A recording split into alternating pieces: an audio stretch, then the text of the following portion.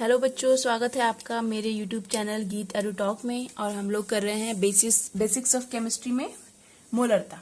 तो मोलरता से पहले देख लो मोलरता ये आई कहाँ से है। तो विलयन की सांद्रता जो प्रदर्शित करने का तरीका होता है वो मोलरता, मोललता, नॉर्मलता, मोलंश या मोल प्रभाज, द्रव्यमान प्रतिशत, पार्ट्स पर मिलियन, फॉर्मलिटा। ठीक है, तो द्रव्यमान प्रतिशत और पार्ट्स पर मिलियन पर तो मैं वीडियो बना चुकी हूँ, ये हमने कर लिया है। अब हम लोग बात करेंगे मोलरता की। ठीक है, उसके बाद हम मोललता और फिर नॉर्मलता, अलग अलग पार्ट्स में हम इसको करेंगे। तो आज हम समझेंगे मोलरता। तो विलयन की सांद्रता मैंने प्रीवियस वीडियो में बता दिया था। तो विलयन की सांद्रता क्या होती है? विलय की मात्रा। ठीक है, किसकी मात्रा? विलय की मात्रा। हम बोलते हैं ना कि भाई हम कभी चाय मीठी हो गई है, कभी चाय कम मीठी हुई है, या कभी सब्जी गाढ़ी हो गई है, दाल गाढ़ी। तो एक वो उसमें जो मात्रा है, जो पानी की मात्रा कम या ज्यादा होना है, जो ये हमने चीनी डाली है, विलय डाला है, उसकी मात्रा का कम या ज्यादा होना, तो वो एक आपका प्रदर्शित करता है विलयन की सांद्रता। ठीक है, अब इसको नापेंगे कैसे कि भाई कितना कम ज्यादा है। तो उसके लिए ये हमारे पास इसकी कुछ क्वांटिटीज हैं। ठीक है, जैसे मोलरता, मोललता। तो अब हम बात करेंगे आपकी मोलरता की। ठीक है, तो मोलरता में यहां से स्टार्ट करेंगे। अभी हम इसको यहां लगा देते हैं। तो मोलरता क्या होती है? यहाँ पर तीन टर्म आएंगे आपके पास, मोलरता, मोललता एंड नॉर्मलता। तो मोलरता है किसी 1 लीटर विलयन में उपस्थित विलय के मोलों की संख्या।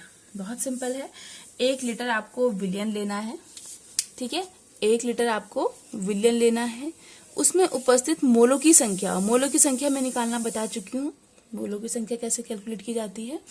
तो 1 लीटर विलयन में उपस्थित विलय के मोलों की संख्या विलयन की मोलरता कहलाती है। इस मोलरता को कैपिटल एम से प्रदर्शित करते हैं। तो कैपिटल एम बराबर विलय के मोलों की संख्या बटे विलयन का आयतन लीटर में। तो आयतन अगर दिया होगा तो आप उसको लीटर में चेंज कर देंगे। तो मोलरता बराबर क्या हो जाएगी? दूसरा फॉर्मूला, विलय के मोलों की संख्या का फॉर्मूला क्या होता था? विलय का भार बटे विलय का अणुभार और बटे विलयन का आयतन लीटर में। ठीक है, तो यहाँ तक समझ में आ गया। इसको नोट कर लीजिए अच्छे से, बहुत सिंपल है। 1 लीटर आप पानी लो, समझ लो, उसमें 1 लीटर पानी में अगर आपने चीनी डाल दी है, ये समझो। ठीक है, 1 लीटर पानी में अगर आपने चीनी डाल दी है तो 1 लीटर पानी में उपस्थित चीनी के मोलों की संख्या को विलयन की मोलरता कहते हैं। ठीक है, इसका एक न्यूमेरिकल एग्जाम्पल देख लेते हैं, तब हमें ये और क्लियर हो जाएगा। जैसे यहाँ पर है ये,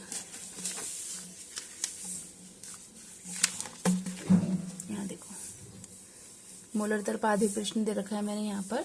जैसे है सल्फ्यूरिक अम्ल के विलयन में 4.9 ग्राम H2SO4 विलय मिलाने पर यह 500 सेंटीमीटर क्यूब का विलयन हो जाता है।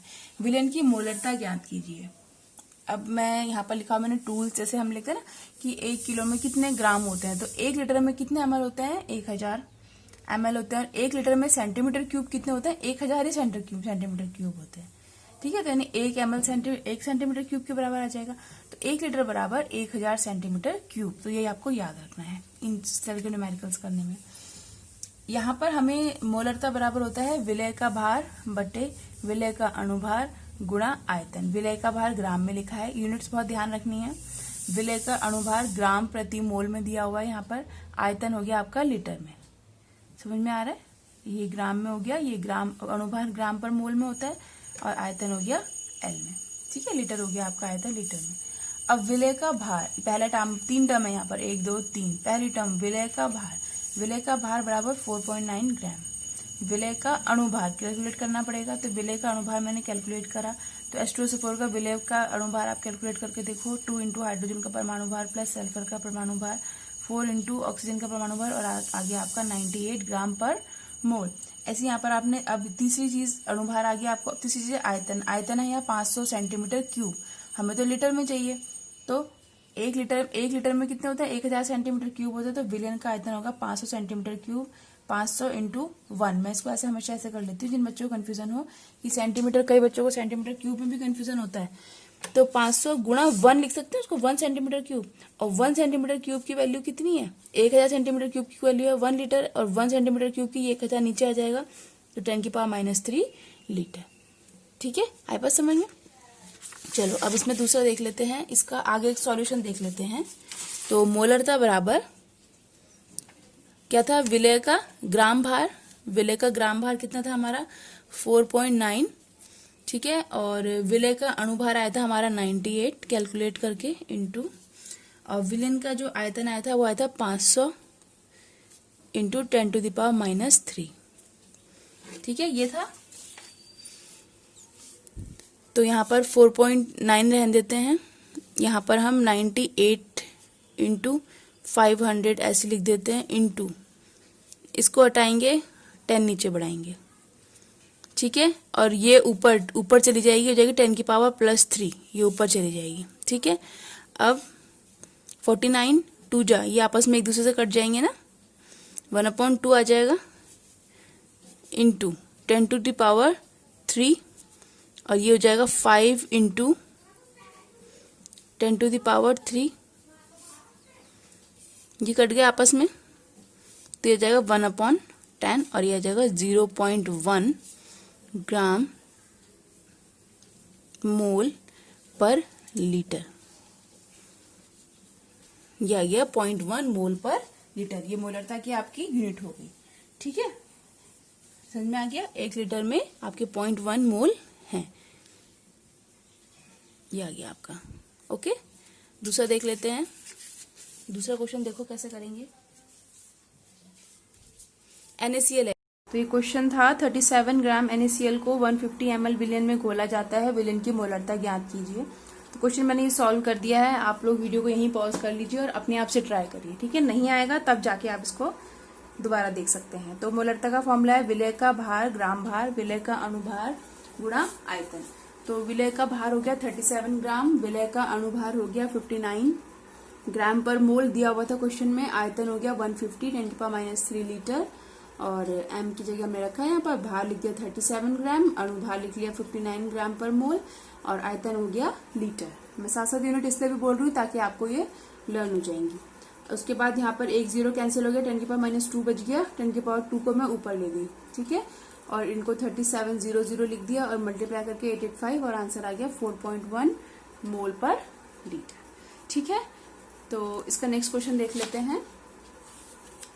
NaCl के 2.5 लीटर तथा 1.5 m के विलयन में NaCl के कितने ग्राम उपस्थित हैं।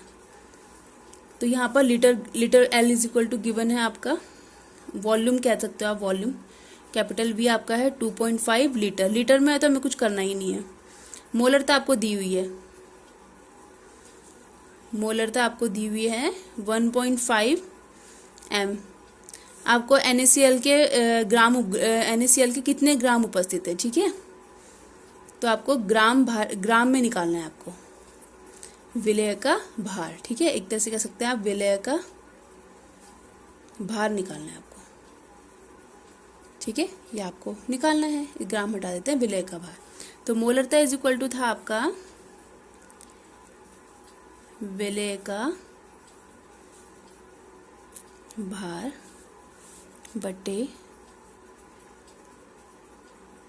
अणुभार किसका, विलय का, इंटू शॉर्ट में लिख रही हूं मैं आयतन लीटर में। अब आपको यहाँ पर विलय का भार निकालना है ना, तो विलय का भार बराबर हो जाएगा बराबर m, यहाँ मल्टीप्लाई हो जाएगा ये m इंटू विलय का अणुभार इंटू आयतन। आपसे कुछ भी बोल सकते हैं क्वेश्चन में निकालने के लिए, आयतन भी पूछ सकते हैं, ठीक है ना। तो विलय का भार, तो m मोलरता है आपकी 1.5, विलय का अणुभार है आपका, अणुभार अब NaCl था ना, तो NaCl का हमने 59 निकाला था पहले, इंटू आयतन हो जाएगा आपका 2.5 लीटर, ठीक है, इनको आपस में निकल जाएगा, इसको निकाल के मुझे बताइए कितना आया, आंसर आ जाएगा ग्राम में, ठीक है। तो आप मुझे इसका आंसर बताइए कमेंट बॉक्स में। आप लोग बहुत अच्छे से रिस्पॉन्स कर रहे हैं, अच्छा लग रहा है मुझे भी, नए नए लोग जुड़ रहे हैं, तो कीप कमेंटिंग, कमेंट करते रहो, कीप स्टडिंग, ठीक है। कोई भी दिक्कत होती तो आप मुझसे पूछ सकते हैं, and bye bye, thanks for watching.